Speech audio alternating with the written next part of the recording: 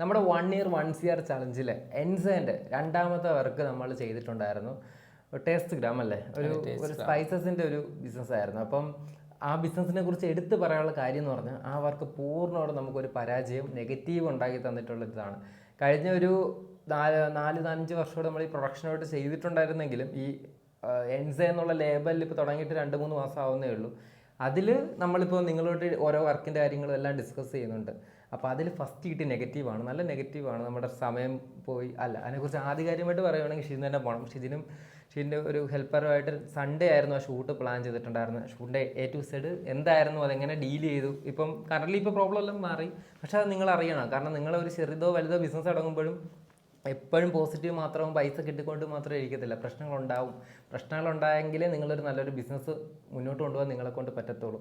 അപ്പോൾ ഈ ഒരു പ്രശ്നം എങ്ങനെ ഉണ്ടായെന്നും അതെങ്ങനെ ഡീല് ചെയ്തു എന്നതും അതിനുവേണ്ടി ഇനി നമ്മൾ ചെയ്യാൻ പോണ കാര്യങ്ങൾ, ഇനിയൊരു പ്രശ്നം എന്തായാലും വരും, പക്ഷേ ഇനിയുള്ള പ്രശ്നങ്ങൾ വരുമ്പോൾ എങ്ങനെയാണ് ബാക്കപ്പുകൾ കാണുന്നതെന്നും ഈ വീഡിയോയിൽ നിങ്ങളോട്ട് പറഞ്ഞു തരുന്നതാണ്. പക്ഷേ ആ വർക്കിനെ കുറിച്ചൊന്നും പറയാം. ടേസ്റ്റ് ഗ്രാം വർക്ക് നമ്മൾ ആദ്യമായിട്ട് നമ്മൾ വാട്സപ്പ് ഗ്രൂപ്പൊക്കെ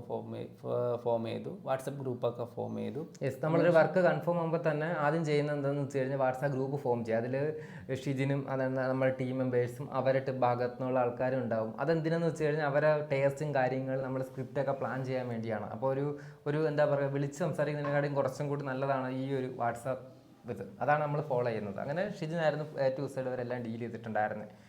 ഓക്കെ ഷിജിൻ. അങ്ങനെ നമ്മൾ വാട്സാപ്പിൽ കാര്യങ്ങളൊക്കെ ഡിസ്കസ് ചെയ്തു. പുള്ളിക്ക് വേണ്ടതെന്ന് വെച്ചാൽ നമുക്ക് ആദ്യമായിട്ട് ഒരു 2-3 ഫുൾ വീഡിയോയുടെ ലിങ്ക് നമുക്ക് ഷെയർ ചെയ്തു. പിന്നെ 2 റീൽസിൻ്റെ ലിങ്ക് നമുക്ക് ഷെയർ ചെയ്തു. പുള്ളി ആദ്യം ഷെയർ ചെയ്തിട്ട് നമുക്ക് ചോദിച്ചു ഇത് കണക്കുകൾ ചെയ്യാൻ പറ്റുമോ, അവർക്കൊരു സൺലൈറ്റിൻ്റെ എഫക്റ്റ് വേണം, അങ്ങനെയൊക്കെയാണ് പറഞ്ഞത്. അപ്പോൾ നമുക്കതൊക്കെ ഓക്കെ ആയിരുന്നു. അപ്പോൾ പുള്ളി എന്തൊക്കെയൊന്ന് പ്ലാൻ ചെയ്തിട്ട് വരാൻ പറഞ്ഞു. അപ്പോൾ നമ്മൾ പ്ലാനിങ് ഒക്കെ വോയിസ് ആയിട്ട് ഇട്ട് കൊടുത്തു. അതായത് നമ്മൾ പറഞ്ഞതെന്ന് വെച്ചാൽ നമ്മളൊരു ഫുൾ വീഡിയോ നിങ്ങൾ കാണിച്ചു തന്ന പോലെ ഫുൾ വീഡിയോ ചെയ്യും, 3-4 മിനിറ്റ് ദൈർഘ്യമുള്ള ഒരു ഫുൾ വീഡിയോ ചെയ്യും. അതിനോടൊപ്പം തന്നെ നിങ്ങൾ എന്താ പറയുക, നിങ്ങളുടെ ഏതെങ്കിലും സ്റ്റാഫോ അല്ലെങ്കിൽ ഓണറോ പ്രസൻറ്റ് ചെയ്യുന്നൊരു റീലായിട്ട് നമ്മളൊരു വീഡിയോ ഷൂട്ട് ചെയ്യും. അതിനുശേഷം പിന്നെ പ്രോഡക്ട്സിൻ്റെയൊക്കെ കാണിച്ചുകൊണ്ടുള്ള റീൽസും ആണ് നമ്മൾ പ്ലാൻ ചെയ്തത്. അപ്പം അവർ കുറച്ച് റീൽസ് സജഷനായിട്ട് അയച്ചു തന്നു. അതായത് ഒരു ബോളൊക്കെ വെച്ചിട്ട് 2-3 ബോളൊക്കെ അറേഞ്ച് ചെയ്തിട്ട് മസാലയൊക്കെ ഇങ്ങനെ ഇട്ടിട്ടുള്ളൊരു റീൽ. അപ്പം ഞാൻ പറഞ്ഞു അത് കണക്കുള്ളൊരു ബാക്ക്ഗ്രൗണ്ട് നിങ്ങൾക്ക് അവിടെ സെറ്റ് ചെയ്യാൻ പറ്റുമെങ്കിൽ ബാക്ക്ഗ്രൗണ്ടും പിന്നെ കുറച്ച് ബോൾസും കാര്യങ്ങളും സെറ്റ് ചെയ്ത് വയ്ക്കാൻ പറ്റുമെങ്കിൽ നമുക്ക് ഷൂട്ട് ചെയ്യാൻ പറ്റുമെന്ന് പറഞ്ഞു. പിന്നെ ഞാൻ 2-3 റീൽസ് ഷെയർ ചെയ്ത് കൊടുത്തു.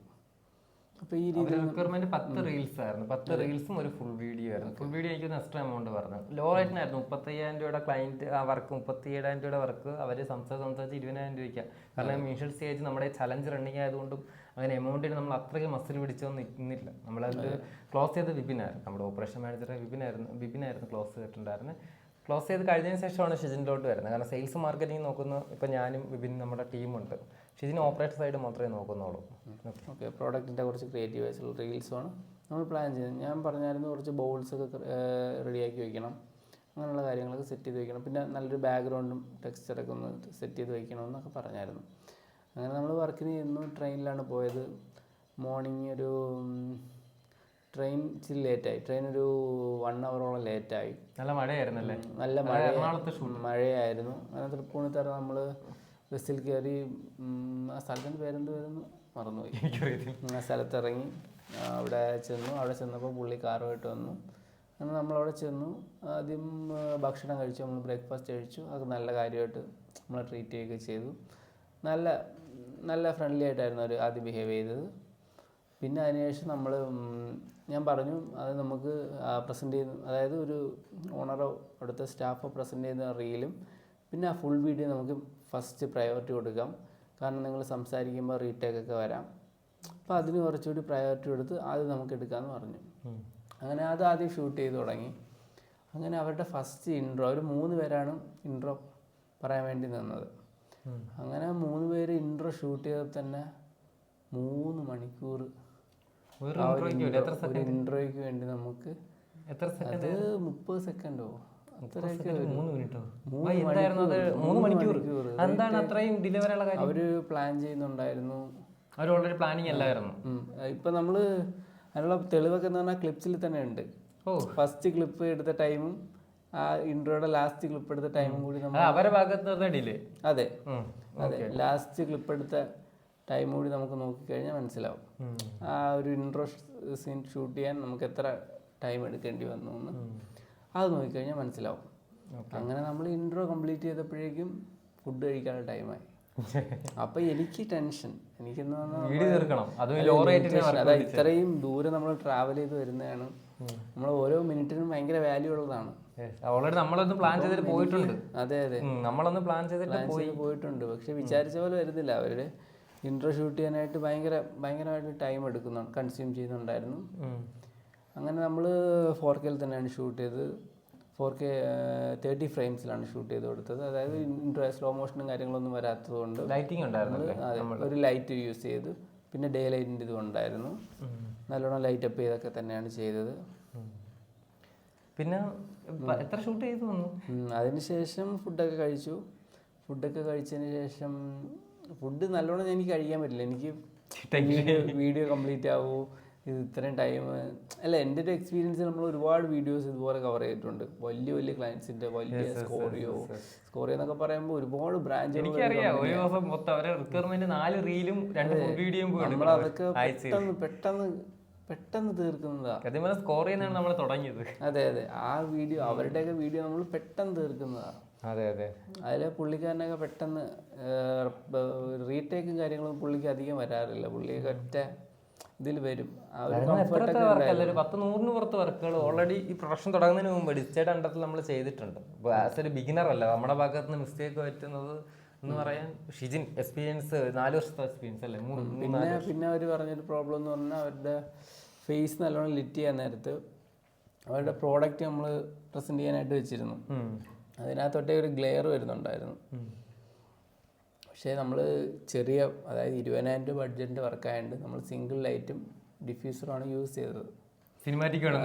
അതെ അപ്പം നമ്മൾ ആ ഗ്ലെയറും എല്ലാം മാറ്റി എടുക്കണമെന്നുണ്ടെങ്കിൽ നമ്മൾ വലിയൊരു പ്രൊഡക്ഷൻ യൂണിറ്റിനെ അത്രയും ദൂരം ട്രാവൽ ചെയ്ത് കൊണ്ടുപോകേണ്ടി വരും. അപ്പോൾ അതിന് ബഡ്ജറ്റ് വളരെയധികം കൂടുന്നതായിരിക്കും. അങ്ങനെ അത് ഞാൻ പറഞ്ഞ് കൺവിൻസ് ചെയ്തിട്ട് നമുക്ക് ഇവരുമായിട്ടൊരു ബൗണ്ടറി കീപ്പ് ചെയ്യാൻ പറ്റിയില്ല എന്നുള്ളതാണ് ആദ്യത്തെ മിസ്റ്റേക്ക്. കൈ പിടിച്ചെന്തോ ഷൂട്ട് ചെയ്യുമ്പോൾ അതെ ബൗണ്ടറി കീപ്പ് ചെയ്യാൻ പറ്റില്ല. അതായത് ഇവ എടുക്കുന്ന എല്ലാ ഫ്രെയിംസും ഇവരെ കാണിച്ച് കൺഫർമേഷൻ ചെയ്യണം. അതായത് നമ്മളൊരു കൊച്ചുകുട്ടി വീഡിയോ എടുക്കുന്ന പോലെയാണ്. എന്നിട്ട് അവരുടെ ഫാദറിനെ കാണിച്ച് അപ്രൂവൽ വാങ്ങുന്ന പോലെ ആയിരുന്നു എനിക്ക് ഫീൽ ചെയ്തത്. അല്ലെങ്കിൽ ടീച്ചറിനെ കാണിച്ച് അപ്രൂവൽ വാങ്ങുന്ന ഓരോ ഇതും അവരെ കാണിച്ച് ഞാൻ കൺഫേം ചെയ്യുക. അവർ അതിൻ്റെ ഒരു ഇൻസ്ട്രക്ഷൻ തന്നാൽ അതുപോലെ നമുക്ക് എടുത്തു കൊടുക്കാം. പക്ഷെ അവരത് അപ്പം നമുക്ക് ടൈം ലിമിറ്റ്, എൻ്റെ ടൈമും പുള്ളിയുടെ ടൈമും നമുക്കവിടെ ലോസ് ആവുകയാണ്. അങ്ങനെ ഫുൾ വീഡിയോ ഷൂട്ട് ചെയ്യാനായിട്ട് 4 മണിയോളമായി.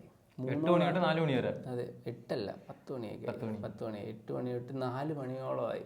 അതായത് 6 മണിക്കൂറോളം ഫുൾ വീഡിയോ ഷൂട്ട് ചെയ്യാനായിട്ട് നമുക്ക് 3-4 മിനിറ്റാണ് ഈ ഫുൾ വീഡിയോയുടെ ലെങ്ത് വരുന്നത്. അതും ഇതിൽ വലിയ ക്രിയേറ്റീവായിട്ടൊന്നും വന്നില്ല. ഫുൾ വീഡിയോയിൽ ജസ്റ്റ് മെഷീൻ വർക്ക് ചെയ്യുന്നത്, ജസ്റ്റ് മുളകിടുന്നത്, ഈ ഒരു സിമ്പിളായിട്ടുള്ള കാര്യങ്ങൾ എടുക്കാൻ തന്നെ നമുക്ക് 6 മണിക്കൂറോളം വേണ്ടി വന്നു. ഓരോന്ന് വരെ കൺഫേം ചെയ്ത് എടുക്കാൻ വേണ്ടി 6 മണി.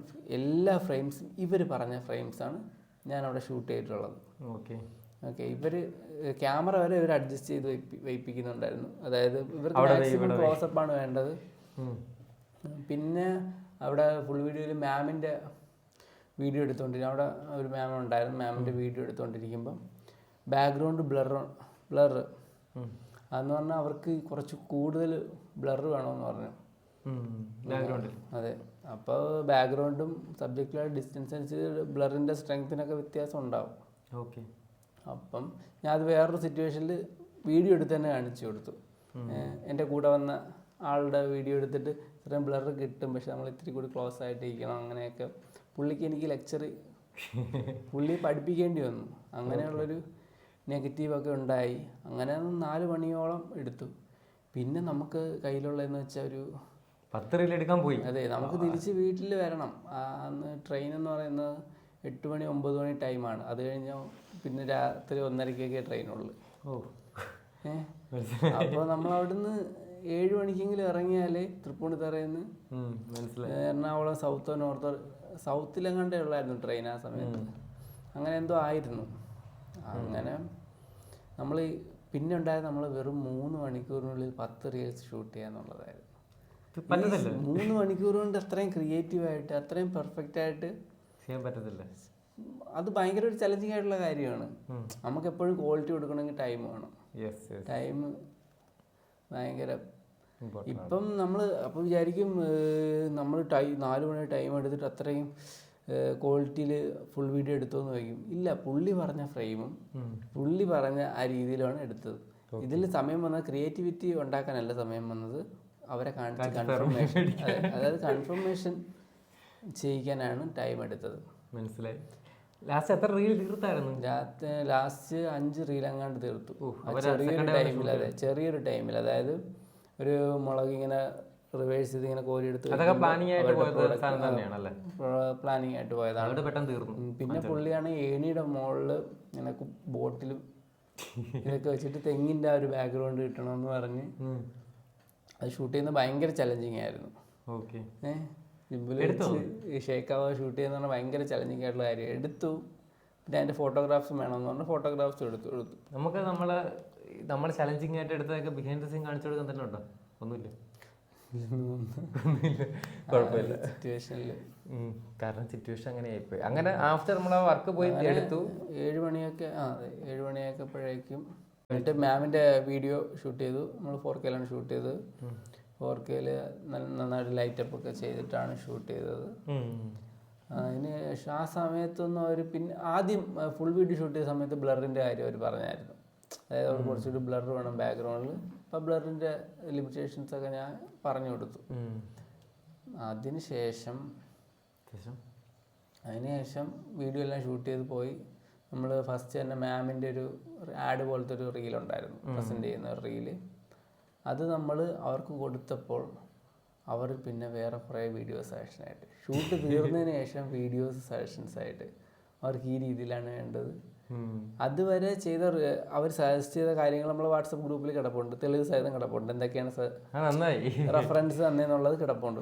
അതിനുശേഷം വീഡിയോ ഷൂട്ട് ചെയ്ത് എഡിറ്റിംഗ് പ്രോസസ്സിങ് ടൈമിൽ അവർക്ക് ഈ ഒരു ക്വാളിറ്റിയാണ് വേണ്ടത്, ഇങ്ങനെ ബാക്ക്ഗ്രൗണ്ട് ഇതായി കിട്ടണം. എപ്പോഴും പ്രശ്നം ഉണ്ടാകുന്ന ഈ ചെറിയ എമൗണ്ട് വരുന്ന ചെറിയ ക്ലയൻസിന് വലിയ റിക്വയർമെന്റ് ആയിരിക്കും. അവർ തന്നത് 20 ലക്ഷമല്ല, 1 ലക്ഷമല്ല, വെറും 20,000 രൂപയുടെ. സത്യം നമുക്ക് തെറ്റ് പറ്റി. നമ്മൾ വെറും 10,000 രൂപ അഡ്വാൻസ് എടുത്തിട്ടാണ് പോയത്.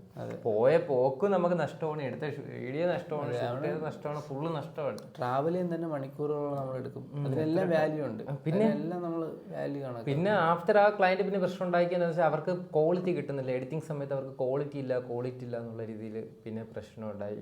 അപ്പം നമുക്ക് പിന്നെ എന്താ വെച്ചാൽ ക്വാളിറ്റി എന്ന് പറഞ്ഞാൽ നമ്മൾ 4K അതിലെന്തോ ഗ്രെയിൻസോ കാര്യങ്ങളോ ഒന്നും ഇല്ലാതാണ് കൊടുത്തിരിക്കുന്നത് വീഡിയോ. പിന്നെ അവര് റീഫണ്ട് ചോദിച്ചു. പക്ഷെ റീഫണ്ട് നമ്മൾ എഗ്രിമെന്റ് ഒരു പെൺകുട്ടി ഇങ്ങനെ പ്രസന്റ് ചെയ്യുന്ന ഒരു വീഡിയോ എടുത്ത് അയച്ചു തന്നു. ഇതുപോലത്തെ ആണ്, ഇത് സിനിമാറ്റിക് ആയിട്ട് തോന്നുന്നു. പക്ഷെ അത് ഒരു ഷൂട്ട് തീർന്നതിന് ശേഷമാണ് ആ വീഡിയോ സജസ്റ്റ് ചെയ്യുന്നത്. അല്ലെങ്കിൽ ഷൂട്ടിന് വരുന്നതിന് മുമ്പ് അവർ പറയണമായിരുന്നു. ഞാൻ പറഞ്ഞതെന്ന് വെച്ചാൽ മാം പ്രസന്റ് ചെയ്യുന്ന കാര്യങ്ങൾക്കനുസരിച്ചുള്ള ബി റോൾസ് കാണിച്ചു പോകും എന്നാണ് ഞാൻ അവരുടെ അടുത്ത് പറഞ്ഞത്. മാം പ്രസന്റ് ചെയ്യുന്ന രീതിയിൽ എനിക്ക് ബി റോൾസ് കാണിച്ചു പറ്റത്തുള്ളൂ. അതെ, മനസ്സിലായി. കാരണം ഇങ്ങനെയുള്ള ക്ലയൻസ് ഇത് നമുക്കൊരു ഫസ്റ്റ് നല്ലൊരു വലിയ എക്സ്പീരിയൻസ് ആയിരുന്നു. നമ്മൾ എഗ്രിമെന്റിൽ നോ റീഫണ്ട് എന്നൊക്കെ പറഞ്ഞ് എഴുതിയത് കൊണ്ട് നമുക്ക് റീഫണ്ട് നമുക്ക് ഇങ്ങോട്ടാ പൈസ തരേണ്ടേ. കാരണം നമുക്ക് റോ ഫയൽ അയച്ചു. അതുപോലെ തന്നെ നമ്മൾ ബോൾസ് ഒക്കെ സെറ്റ് ചെയ്ത് തരാൻ പറഞ്ഞായിരുന്നു, ബോൾസും ബാക്ക്ഗ്രൗണ്ടും. പക്ഷെ അവിടെ ചെന്നപ്പോൾ ഒരു ബെഞ്ച് ഉണ്ടായിരുന്നു. പിന്നെ ബോളൊക്കെ ഞാൻ അവസാനം അവരെ അടുക്കളയിൽ നിന്ന് എടുപ്പിക്കുകയായിരുന്നു ചെയ്തത്. ഒരു ബോൾ വീഡിയോയിലുണ്ടാവും ആ ബോൾ. അപ്പം നിങ്ങൾ ഏത് വർക്കിന് ചെയ്യുമ്പോഴും പ്രൊഡക്റ്റ് വയ്ക്കുമ്പോഴോ സർവീസ് ചെയ്യുമ്പോഴോ എഗ്രിമെന്റ് ചെയ്യുന്നതായിരിക്കും നല്ലത്. നമ്മൾ കുറച്ച് റൂൾസും റെഗുലേഷൻസും നമുക്ക് അടുത്ത വീഡിയോയിൽ നമ്മൾ റൂൾസ് ഇപ്പോൾ നമ്മൾ മാറ്റങ്ങൾ വരുന്ന റൂൾസും കാര്യങ്ങളും ഇത്രയും വലിയ എന്താ പറയാ വലിയൊരു 1 crore ഇതൊക്കെ ആകുമ്പോൾ കുറച്ച് റൂൾസും കാര്യങ്ങളൊക്കെ നമ്മൾ ചെയ്യേണ്ടിയിരിക്കുന്നു. ഇല്ലെങ്കിൽ അങ്ങോട്ടും ഇങ്ങോട്ടുള്ള കമ്മ്യൂണിക്കേഷനും കാര്യങ്ങളൊക്കെ ഇതൊരു വലിയ പ്രശ്നമായിരുന്നു. ക്ലയന്റുമായിട്ടുള്ള ഷൂട്ട് ചെയ്യുമ്പോഴുള്ള ബൗണ്ടറീസും കാര്യങ്ങളൊക്കെ നമുക്ക് ഇത് സോൾവ് ആയി. സോൾവ് ആയി എങ്ങനെയാണെന്ന് വെച്ച് കഴിഞ്ഞാൽ അവർ റോ ഫയൽ അയച്ചു കൊടുക്കാൻ പറഞ്ഞു. അപ്പോൾ നമ്മുടെ ഭാഗം നമ്മൾ പറഞ്ഞു നമ്മൾ ബാലൻസ് എമൗണ്ട് ക്ലിയർ ചെയ്താലേ റോ ഫയൽ കൊടുക്കത്തുള്ളൂ എന്ന് പറഞ്ഞു. പിന്നെ നമ്മൾ വലിയ പ്രശ്നത്തിന് നമ്മൾ നിന്നില്ല. നമ്മൾ ആ പൈസ മേടിക്കാനും നിന്നില്ല, റോ ഫയൽ അയച്ചു കൊടുക്കാന്ന് പറഞ്ഞു. നഷ്ടം നമുക്ക് തന്നെയാണ്. ഓക്കെ, ഒരു വലിയൊരു ലക്ഷ്യത്തോടെ പോകുമല്ലേ. ഓക്കെ, നമുക്ക് ഇനി നമ്മൾ മാറ്റാൻ പറ്റുന്ന റൂൾസ് നമ്മൾ അടുത്ത വീഡിയോയിൽ നമ്മൾ പറയുന്നതായിരിക്കും. ഓക്കെ, ഇത് നമുക്ക് ഇത്രയല്ലേ വിഷയം? അതെ അതെ, ഇത്രയേ ഉള്ളൂ. ഓക്കെ, ഇത്രയും പറഞ്ഞപ്പോൾ ഒരു 10-15 മിനിറ്റ് തീർന്നതായിരുന്നു. പക്ഷേ ഇവർ ഈ ഷൂട്ട് ചെയ്യാൻ പോയപ്പോൾ ഒരു ദിവസം ഫുള്ള് ഷൂട്ട് ഉണ്ടായിരുന്നു. അത് ഒരു ദിവസത്തെ അല്ല ബാധിച്ചത്. ഒരു പിറ്റേ ദിവസം വെളുപ്പാൻ്റെ ഒരു 4 മണിക്കാണ് വന്നത്. 2 ദിവസം 1.5 ട്രെയിനാണ് കിട്ടിയത്. 2 ദിവസം പോയി കിട്ടി. അങ്ങനെ പല പ്രശ്നങ്ങളും ഉണ്ടായിട്ടുണ്ടായിരുന്നു. ഇല്ല, 1.5 ട്രെയിൻ എന്ന് അറിഞ്ഞപ്പം നമ്മൾ ബസ്സിലെങ്ങാണ്ടാ വന്നത്. ബസ്സിൽ വന്നിട്ട് മഴയും കാര്യങ്ങളൊക്കെ ഭയങ്കര കാരണം ടൈമിംഗ് തെറ്റിപ്പോയി. കാരണം നമ്മൾ ഒരു ഇന്ന ടൈം മുതൽ ഇന്ന ടൈം വരെ പോയി ഷൂട്ട് കഴിഞ്ഞ് തീർത്ത് നമ്മൾ ഫുൾ പ്ലാനോടെ പോയതാണ്. പക്ഷെ നമ്മളെ പ്ലാൻ തെറ്റിയത് കസ്റ്റമറിൻ്റെ ഓരോരോ സജഷൻ കാരണം പ്ലാനിങ് തെറ്റിപ്പോയി. ഓക്കെ, അപ്പോൾ അതിനൊക്കെ ഒരു സൊല്യൂഷൻ നമ്മൾ കണ്ടുവച്ചിട്ടുണ്ട്. നെക്സ്റ്റ് വീഡിയോയിൽ നമ്മൾ എങ്ങനെയാണ് നമ്മൾ അതിന് സൊല്യൂഷൻ കാണുന്നതെന്ന് നിങ്ങളോട് ഡിസ്കസ് ചെയ്യുന്നതായിരിക്കും. മനസ്സിലായോ? ഓക്കെ ഓക്കെ, ശരി.